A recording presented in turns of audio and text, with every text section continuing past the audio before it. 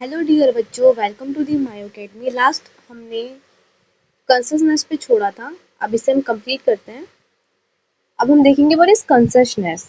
हम स्टिमुलाई से स्टार्ट करते हैं। An external change in plant, animal and human beings, यानी कि कोई भी किसी भी तरीके से बाहर से जो एक्सटर्नल चेंज होगा, चाहे वो फिजिकली हो या केमिकली हो या फिर बायोलॉजिकल हो, उसे हम स्टिमुलाई बोलते हैं। किसी चीज़ पर रिस्पॉन्स करना, लाइक प्लांट्स, जो हमारा प्लांट्स है फिजिकली और केमिकली दोनों तरीके से हमारा रिस्पॉन्स करते हैं। और एनिमल्स की बात करेंगे, जो एनिमल्स होते हैं उनके पास अपने खुद के सेंस ऑर्गन्स होते हैं, जिसके द्वारा वो इन्वायरमेंट पे अपने रिसेप्टर्स के थ्रू जो होते हैं रिस्पॉन्स करते हैं। वैसे ही बैक्टीरिया के पास अपना सेल्फ कॉन्शियसनेस होता है रिस्पॉन्स करने के लिए।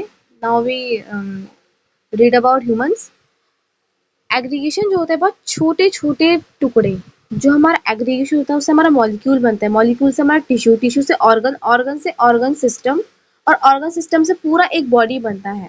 एग्रीगेशन क्या होता है? हमारा some organ organ bacteria also external environment receptor consciousness reason of its behaviour. मैंने बताया था अभी आपको ऊपर, जो बैक्टीरिया होता है उसके पास अपना सेल्फ कॉन्शियसनेस होता है और ह्यूमंस के पास भी। अब हम पढ़ेंगे it is a defining feature all living organism response to stimuli, यानी कि जितने भी लिविंग ऑर्गेनिज्म हैं, जो भी लिविंग ऑर्गेनिज्म होगा वो हर तरीके से रिस्पॉन्स करेगा किसी भी स्टिमुलाई पे, चाहे वो फिजिकली हो। अब हम पढ़ेंगे डाइवर्सिटी ऑफ लिविंग बर्ड, जो लिविंग बर्ड में डाइवर्सिटी यानी कि अलग अलग चीज़ें अराउंड अस, यानी कि हमारे आसपास, लाइक इंसेक्ट्स, प्लांट, डेजर्ट, सारी चीज़ें हमारे आसपास की जितनी भी चीज़ें हैं वहाँ पे सब तरीके की हमें अलग अलग डाइवर्सिटी मिलेगी। एक ही स्पीशीज़ की अलग अलग डाइवर्सिटी मिल सकती है हमें। Diversity type of organism and species, जो डाइवर्सिटी है हमारी, जो हमारे अर्थ है उसमें डाइवर्सिटी हमारे 1.7 टू 1.8 मिलियन स्पीशीज अभी तक डिस्कवर हुए हैं। अगर हम एरिया बढ़ाते हैं, एज वी इंक्रीज एरिया, तो हमारी डाइवर्सिटी भी इंक्रीज होगी। Reason why more biodiversity will be same area at different time. इसका रीजन ये है कि हम जितना एरिया बढ़ाएंगे उतनी नई स्पीशीज वहाँ पे हमें मिलते जाएंगे, same area at different level. यानी कि अगर हमारा एरिया सेम होता है तो वहाँ पे डिफरेंट टाइम पे हमें अलग अलग स्पीशीज देखने को मिलेगा। Reason of dead brain and diversity. Reason of dead brain, जो हमारा डेड ब्रेन होता है, all living organism response to stimuli, यानी कि जो हमारा डेड ब्रेन होता है, कोई इंसान है, कोई पर्सन है, वो कोमा में है, वो उसके अंदर जितनी भी मेटाबॉलिक एक्टिविटीज हो रही है वो कंटिन्यू रहेगी, बट जो बॉडी रहेगी वो डेड ही रहेगी, कोई रेस्पॉन्स नहीं कर सकती। अंदर तो केमिकल रिएक्शंस होता है बट हमारी बॉडी जो है उस पर रिस्पॉन्स नहीं कर पाती। तो इसीलिए जो हमारा कंसिस्टेंस है, it is a defining feature. अब पढ़ेंगे हम बायोडाइवर्सिटी। बायोडाइवर्सिटी में टर्म आता है हमारा diversity, insects, plants, animals, type of organism and species, यानी कि अलग अलग स्पीशीज है हमारी। अभी ये सब मैंने आपको पीछे पढ़ा दिया था। Now we get a new topic, nomenclature. Nomenclature का मतलब होता है नामकरण, किसी चीज को नेमिंग करना। नॉमनक्लेचर इसलिए रखा गया है क्योंकि एक ही जगह पे, अगर सपोज करिए कि यहाँ पे आम, एग्जाम्पल में ले लीजिए आम, हमारे इंडिया में आम का नाम कुछ और होगा, वही अगर आप कहीं दूसरे कंट्री में जाएंगे तो आम का नाम कुछ और होगा। मतलब फ्रूट तो सेम है बट नेम बहुत ज्यादा है, इससे क्या होती है, कंफ्यूजिंग क्रिएट होती है। इसीलिए नॉमेनक्लेचर हमारा रखा गया है, need of only one scientific name, यानी कि अगर हम सिर्फ एक साइंटिफिक नाम रखेंगे तो इससे कंफ्यूजिंग दूर हो जाएगी। एक ही नाम पूरा यूनिवर्स एक्सेप्ट करेगा, species to species. Help in informative, यानी कि इंफॉर्मेशन के काम भी आएगा ये हमारे। नॉमेनक्लेचर क्या होता है? Nomenclature new species, design name, new name give to focus idea, new. उसके बाद जो लोकल नेम होता है, क्रिएट कंफ्यूजन। मैंने आपको बताया कि एक ही नाम अलग अलग कंट्रीज में अलग अलग होगा, इससे हमें कंफ्यूजिंग होगी। नॉमेनक्लेचर इसीलिए हमारा रखा गया है। Nomenclature with local name, problem with local name. Scientific name क्या होगा? बेस्ड ऑन सम रूल, यानी कि एक नाम ऐसा रखा जाएगा साइंटिफिक द्वारा जो कि पूरा यूनिवर्स उसे एक्सेप्ट करे। नीड ऑफ साइंटिफिक नेम, हमें साइंटिफिक नाम की जरूरत क्यों पड़ी? This name use then one name, unique then one name. Scientific name based on some rule, need of scientific name क्यों required to all. Purpose of standardization of all living organisms under each organism is no with in premium with living biological name. ठीक है, उसके बाद आते हैं हम जो हमारे कैरोलस लिनेनियस थे, उन्होंने ये रूल दिया था। रूल उन्होंने क्या दिया था? Rule accepted name with each name binomial nomenclature, एक टर्म है जिसमें हम दो अलग अलग चीजें पढ़ते हैं, यानी कि एक ही नाम को लाइक दो टुकड़ों में तोड़। बच्चों, ये जो आईसीबीएन और ये जो आईसीजेड है, ये इंपॉर्टेंट है। यहाँ पे 1 से 2 नंबर का क्वेश्चन आपको देखने को मिल जाएगा, लाइक फुल फॉर्म पूछते हैं एग्जाम में आपके। आईसीबीएन का मतलब क्या? International code for botanical nomenclature, यानी कि प्लांट्स के लिए है। और जो हमें नीचे यहाँ पे ICZN, ये हमारा international code of zoological nomenclature.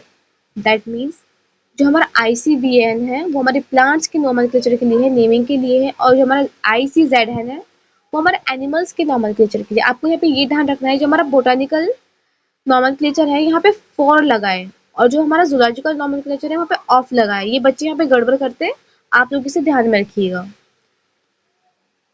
जब हम पढ़ते हैं what is binomial nomenclature, each name with 2 words and specific epithet written. अच्छा, मैं आपको इसको इजी लैंग्वेज में बताऊं तो आप एक एग्जांपल ले लीजिए, मैंजीफेरा इंडिका। यहाँ जो मैंजीफेरा होगा वो हमारा जीनस होगा, और जो हमारा इंडिका होगा वो हमारा स्पेसिफिक एपिथेट होगा। यानी कि बायनॉमिनल नोमेनक्लेचर 2 पार्ट्स में डिवाइड करता है एक ही नाम को। Binomial sorry biological name is in italics, यानी कि जो बायोलॉजिकल नेम होगा वो हमारा इटैलिक्स में लिखा जाएगा। जो फर्स्ट लेटर होगा वो हमारा कैपिटल होगा, यानी कि अगर आप मैंजीफेरा लिखेंगे तो एम को बड़ा करके लिखेंगे कैपिटल लेटर में। वहीं अगर आप इंडिका लिखेंगे तो उसको स्मॉल लेटर में लिखेंगे विद इटैलिक्स, अंडरलाइन सेपरेटली और हैंडरिटन इन इटैलिक्स। अब पढ़ेंगे हम व्हाट इज क्लासिफिकेशन। क्लासिफिकेशन क्या होता है बच्चों? क्लासिफाई ऑल लिविंग ऑर्गेनिज्म, यानी कि अलग अलग स्पीशीज को क्लासिफाई करना। Meaning not possible to study all living organism, यानी कि हम पॉसिबल नहीं है ऐसा कि जितने भी लिविंग ऑर्गेनिज्म है उसको हम क्लासिफाई कर पाए, जितनी भी हमारे वर्ल्ड में स्पीशीज है। Classification on the basis of feature. अब देखो यहाँ पे एक टर्म आता है हमारा टेक्सॉन और टेक्सा। जो हमारा टेक्सॉन होता है वो हमारा सिंगुलर वर्ड के लिए यूज किया जाता है, वही हमारा टेक्सा जो होता है प्लूरल वर्ड के लिए यूज किया जाता है। एग्जाम्पल के लिए टेक्सा ले लो, यानी कि प्लूरल। यहाँ पे थोड़ा गलत हो गया बच्चों, टेक्सा में आ जाएगा हमारा डॉग का डॉग्स, कैट का कैट्स, लायन का लायंस एंड एनिमल्स का एनिमल्स, एनिमल का एनिमल्स। वही अगर हम टेक्सॉन लेते तो यहाँ पे dog, cat, lion and animal होता। ठीक है, क्लासिफिकेशन है उसे हमें अलग अलग बेसिस पे फीचर किया गया है, जो कि कैरोलस लिनेनियस ने किया है। अब देखते हैं हम टैक्सोनॉमी क्या होता है। डेफिनेशन देख लेते हैं इसकी। Finding and classification of organism into series is taxonomy, यानी कि जो क्लासिफिकेशन है और जो फाइंडिंग करना होता है किसी भी ऑर्गेनिज्म का, ग्रुपिंग समझ लो एक तरीके से, उसे बोलते हैं हम टैक्सोनॉमी। अब जो टैक्सोनॉमी है उसके स्टेप्स देखेंगे हम कौन कौन से। पहला है characterisation, then identification, then nomenclature and then classification. जो हमारा क्लासिफिकेशन है वो हमारा लास्ट स्टेप है हमारा टैक्सोनॉमी का, और जो कैरेक्टराइजेशन है वो हमारा फर्स्ट स्टेप है हमारा टैक्सोनॉमी का। बेसिस ऑफ टैक्सोनॉमी, अब इसकी मॉडर्न स्टडीज देखेंगे। किसी भी ऑर्गेनिज्म को या फिर किसी प्लांट या किसी स्पीशीज, कुछ भी लिविंग ऑर्गेनिज्म को तुम अगर आइडेंटिफाई कर रहे हो, क्लासिफाई कर रहे हो, तो उसके लिए ये फीचर नोट डाउन करना बहुत ज़्यादा ज़रूरी है। फर्स्ट एक्सटर्नल फीचर देखो उसका, देन इंटरनल स्ट्रक्चर देखो, एम्ब्रियोलॉजिकल स्टडी करो, इकोलॉजिकल इंफॉर्मेशन निकालो, तब उसको ग्रुपिंग करके आप उसको आइडेंटिफाई कर सकते हैं। देन आता है हमारा टैक्सोनॉमिक कैटेगरीज।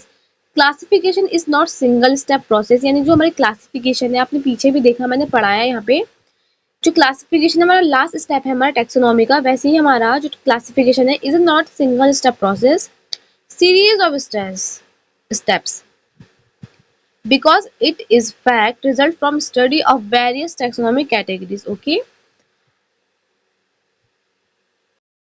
then हम पढ़ेंगे सिस्टमैटिक्स क्या होता है। Systematics by nature human classification, food, shelter, economy related nomenclature, identification and classification, not only interested in classification but also in interrelationship kind of classification। यानी कि सिस्टमैटिक्स हम इजी लैंग्वेज में बोले तो किसी चीज का हमारा रिलेशनशिप निकालना, किसी दो ऑर्गेनिज्म के बीच का रिलेशनशिप। अब देखेंगे हम सिस्टमैटिक्स का एक्चुअल मीनिंग क्या है। Proper arrangement, not only grouping, phylogenic evolution, relationship related organism with another, यानी कि किसी भी चीज का हमारा कॉमन, हमारा फाइलोजेनेटिक इवोल्यूशन रिलेशनशिप निकालना हमारा सिस्टमैटिक्स कहलाता है। एग्जाम्पल के लिए आप देख सकते हैं इसके लिए बच्चों एक ट्रिक भी है, आप चाहे तो अलग से नोटबुक में नोट कर सकते हैं। कीप पॉट क्लीन और फैमिली गेट सिक, ये याद रखने की ट्रिक होती है बेटा। लाइक जो किंगडम होती है हमारी एनिमलिया, ये आप पढ़ोगे 4th चैप्टर में एनिमल किंगडम में। फाइलम जो होता है हमारा कॉर्डेटा होता है, क्लास मेमेलियन यानी कि हम लोग मेमेलियन में आते हैं, ऑर्डर यानी कि प्रीमेट्स, फैमिली हमारा होमिडी हो गई, जीनस होमो, स्पीशीज हमारी होमो सैपियंस। अब हम पढ़ेंगे 7 ऑब्लिगेट्स कैटेगरीज। मैंने अभी आपको ट्रिक बताई थी, कीप पॉट क्लीन और फैमिली गेट सिक। इस ट्रिक से आप इसे याद रख सकते हैं इजीली, भूलेंगे नहीं आप। अब बच्चों यहाँ पे याद रखने के लिए ये चीजें हैं, अगर आप ऊपर से नीचे की तरफ आएंगे, जैसे यहाँ पे ये एरो बना है, तो वहां पे हमारे कॉमन कैरेक्टर डिक्रीज होते जाएंगे, और अगर आप नीचे से ऊपर की तरफ जाएंगे तो हमारे कॉमन कैरेक्टर इंक्रीज होते जाएंगे। Descending order common character increases, ठीक है। अब हम बच्चों यहाँ पे देखते हैं 7 ऑब्लिगेट कैटेगरीज। मैंने पीछे आपको ट्रिक बताई थी याद रखने के लिए, कीप पॉट क्लीन और फैमिली गेट सिक।